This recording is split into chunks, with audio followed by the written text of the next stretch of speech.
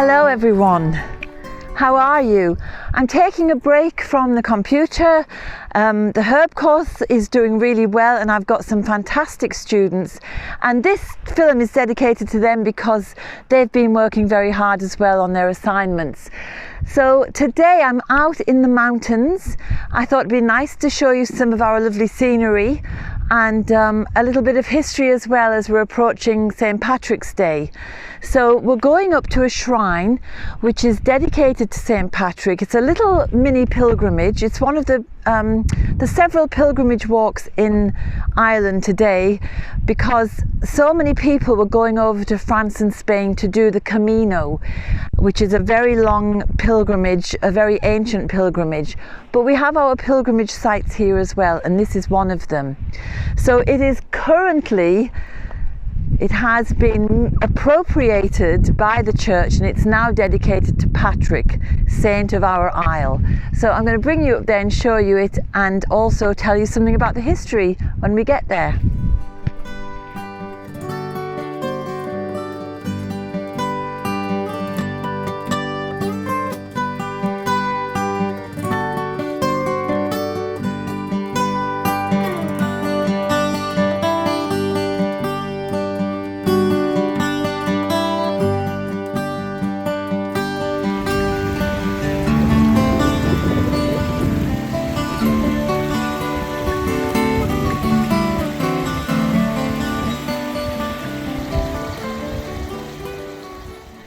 It's a very lonesome spot. It's very, there's an atmosphere. It's very atmospheric. It's magical. You've got these little bubbling streams and there's nobody around for miles except for an odd little sheep. And I don't know much about the pilgrimage as to the time of year or day. I know it's summertime when people used to make the pilgrimage. But when we think of St. Patrick's biography, he was here enslaved and his job was to look after sheep. So the sheep rearing and the shepherding has been done since at least since the 4th century, 5th century, because that's when he was here.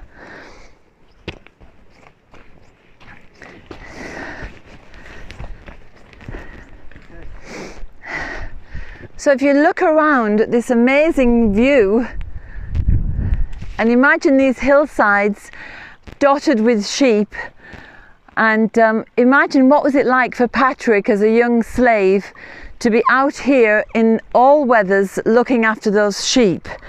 Because St. Patrick's story is that he was the son of a Roman governor of an area in Britain. They think it was around Manchester area. So he was high up in society, and his father was a Roman governor because the Romans were occupying Britain at the time. And he was kidnapped on a raid by pirates and brought to Ireland, and he was sold off in a slave market, and he ended up out here in the west of Ireland. Now we don't know, was he here or was he in Mayo, but he was somewhere in Connacht looking after the sheep. And I suppose if you're out here, it is such a magical place that it is easy, I suppose, if you're that way inclined, to really connect with spirit. And we could all do that here, connect with the spirit world, the great spirit. And for Patrick, he was connecting with the Christian God, because Christianity was quite a new religion. In fact, this area belongs to the Tuam diocese. This diocese is very, very large. It goes from Tuam and East Galway all the way back west. And on the website for the Tuam diocese, it says that when Patrick came here, there was a huge activism Druidism was hugely active. It was the religion. They even go so far as to mention that on the diocesan web page.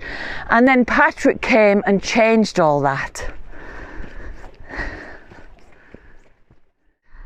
So after some time, Patrick made his escape and he went back to England, and he decided to join the church as a priest. And he went off to Rome, and the Pope, when he heard of his story of spending a number of years out here, decided to send Patrick back to Christianize the country. And so Patrick came back on his mission to Christianize Ireland, and that's the kind of mainstream narrative of Christianity in Ireland. But it's actually not true, because there was already an extensive Christian mission occurring in the south of the country. There was an earlier saint who came, but because the earlier guy, I can't remember his name now, it began with a P, he was more sympathetic, shall we say, to the indigenous beliefs, which were very nature oriented and very respectful towards the Great Mother, and he was very sympathetic to that, whereas when Patrick arrived he was very patriarchal, dogmatic, and quite different. And in fact he was sent to replace the first guy. And so for myself, growing up as a Catholic, wanting my religion, I was a spiritual child, I wanted my religion to be that beautiful, wonderful way of connecting with God. It's just as I grew up, I began to see through all the propaganda and I took off the rose-coloured glasses. And even though when we get up here to the shrine we will see a mass rock, and a mass rock was a place where during the penal laws Catholics would come secretly to hear mass, because they were being persecuted by the British colonists who'd taken control of the country, and Catholicism had been outlawed. So it was a crime to hear mass. And it just reminds me, or it saddens me rather, that despite the hundreds of years that have passed since then, we've come right back around and we've got persecution in our time again. You know, do we ever learn?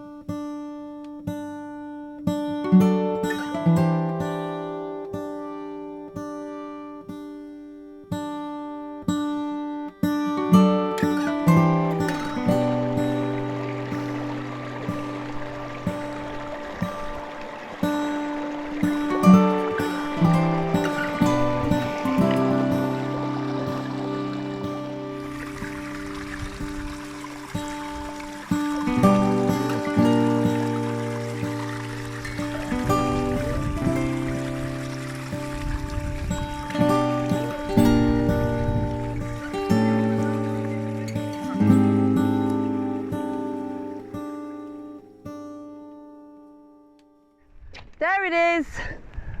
Not much further, thank goodness. I'm not as fit as I thought I was.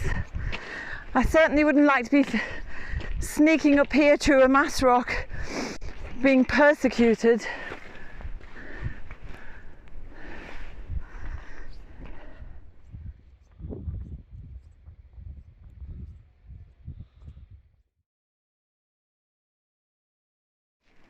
You can see these little crosses that are standing on cairns. They are part of a pilgrimage, the Stations of the Cross. If you're not a Catholic, the Stations of the Cross are 12 crosses which represent the journey of Jesus from his prison cell to the mountain where the skull where he was crucified. And each cross, each of the stations, reminds us of something that happened on that journey. So for example, he fell 3 times. The women who were his followers wiped his face at another time, and all these different events are recorded in the 12 stations of the cross. And so you can see that people would do that little mini pilgrimage of doing the stations of the cross out here around Easter time is usually when it's done.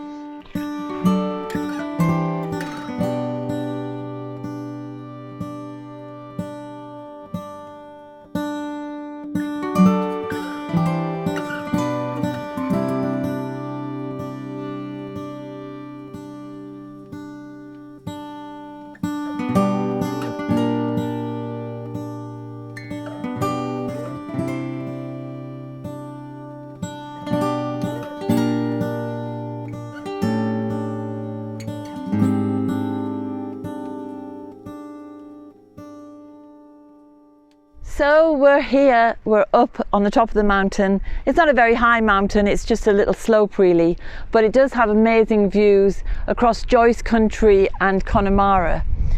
And just to go back about the history of Catholicism in Ireland, because Ireland is regarded, or certainly up until the last decade or two, as a very Catholic country.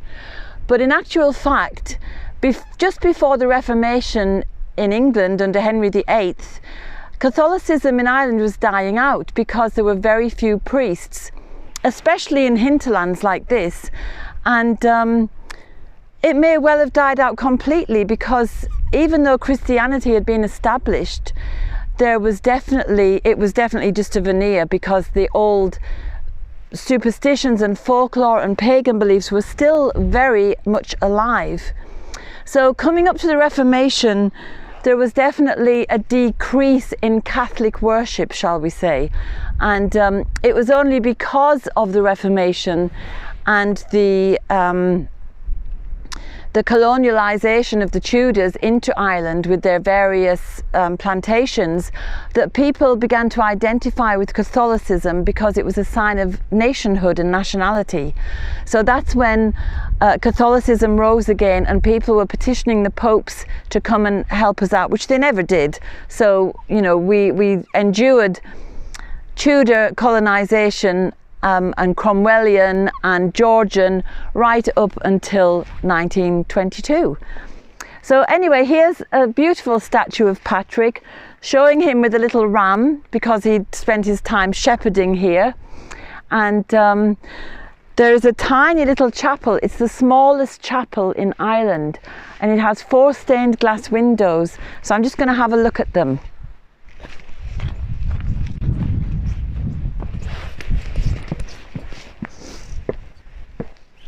It's a bit of a shame that the parishioners and the pilgrims are held in such low esteem that the door is barred. It's not as if you're going to be inundated with vandals all the way up here.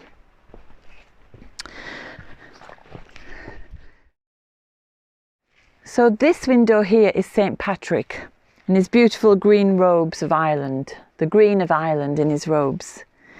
And then very interestingly, when we look at this window, we have Brigid as a saint. I find that quite surprising, because she doesn't have anything to do with this place. It's been appropriated for Patrick, and yet here is Brigid. But I'll come back to that shortly. This window, I can't tell who it is. It's not the best of stained glass, and I don't know who this person is. Maybe it's St. Joseph, because he's got a workman's apron on and he's got tools on a table. It could be Joseph, I don't know. And then around here we have Mary, the Queen of Heaven, and this is a really lovely, bright, colourful window. Obviously the sun is shining on it at the moment, but have a look. So here, as I said, we have Bridget in her saint's guise, holding her Bridget's cross. And this place here was originally pre-Christian, a sacred site pre-Christianity, and associated with Lunasa, which is the time of harvest. But if you come around here, I'm pretending to be a bit of an archaeologist now, but if you come around here, we have a holy well. And holy wells are patronised and overseen by the goddess Bridget. Now this holy well is not running very well. There's not a lot of water coming through. It seems to have been blocked up. Why that would have happened, I'm just going to leave you to imagine. But certainly holy wells would be very much associated with the goddess. So I imagine, for me, I think that, you know, you're not going to get a lot of harvest around here because it's pastoral and it was sheep. So it's not as if there was any grain harvested here.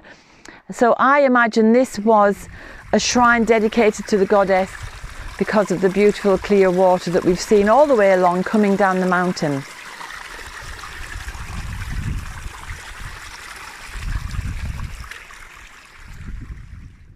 And this part here, which I imagine, because of all the moss inside and the ferns, that water comes through here as well, this is known as Patrick's bed. Apparently, after all his trekking and pilgriming away, he rested here. Now, if you can believe that, you know, look at it, it wouldn't be very comfortable unless he just sat inside.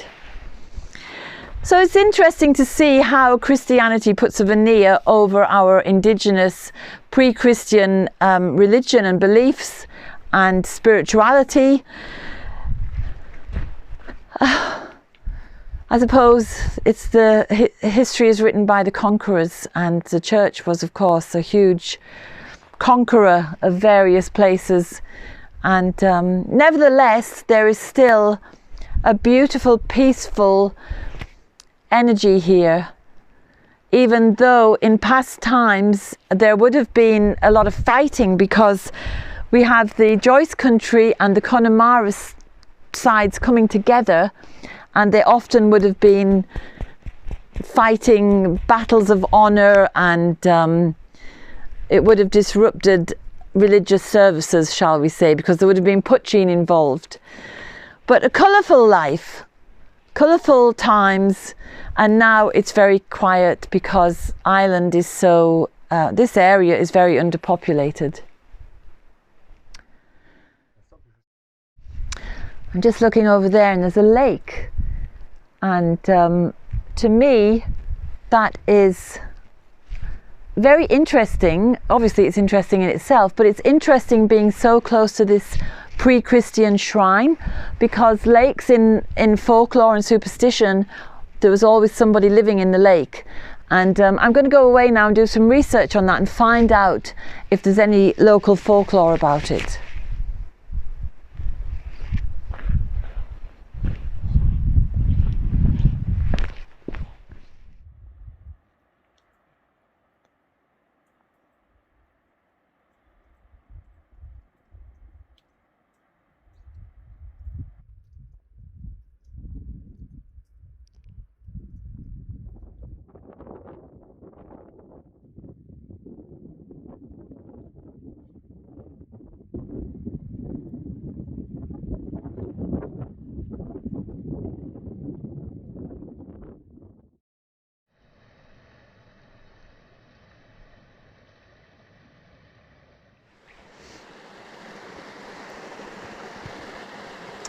Right, I'm heading back to the car. It's getting on in the evening. It's nearly 6 o'clock. Can you believe it? It's still so light. I will put more information about all that I've talked about in the box underneath. And just to say, if you're interested in doing a herbal medicine course online, have a look at the website. There's a couple of books there as well you might be interested in. And there's also the Wise Woman training. So we're just preparing for Spring Equinox now on the Wise Woman training. So have a look at them, there might be something you would enjoy. And I'm going to head back to the car because it's getting cold, and I'll see you next week. Thanks for watching. Bye.